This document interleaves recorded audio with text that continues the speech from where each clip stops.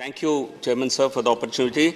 At the outset, I would like to compliment and thank Honorable Prime Minister, Honorable Minister for Railways for giving special attention to the development of railway projects in Andhra Pradesh. 33 new projects have been taken up, and of these 21 projects, central government is incurring 100% cost.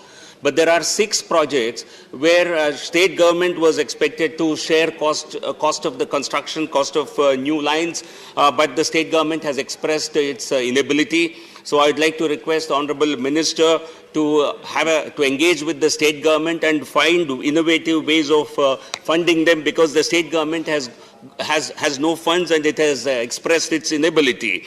Of these 6 projects, one project relates to connects Nadikudi with Srikalahasti.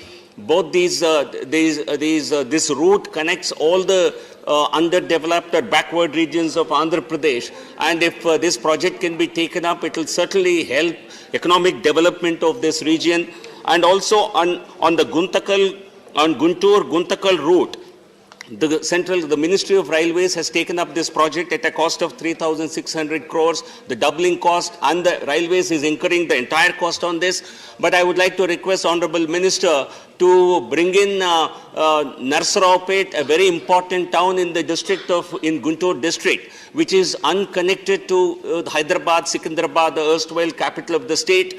And this has been a dream of people of Narsaraopet for several decades, to have train connectivity with Hyderabad. And I have inquired with the ministry, with the railways. This connection can come at a very modest cost of rupees 237 crores only, and this is also a revenue neutral project. So I request Honorable Minister to connect Narsaraopet with Hyderabad and Secunderabad railway line. And another major town which is unconnected to the railway network at all is Chilakalurpet, which is on the Vijayawada-Chennai route, and it's a major trading center. And if a project can be taken up to connect Chilakalurpet with Chennai on the one side and Hyderabad on the other side, certainly it will lead to economic development. I request Honorable Minister to explore possibility of connecting both the routes. And similarly, a large number of railway overbridges and underbridge projects have been pending implementation, though they have been sanctioned.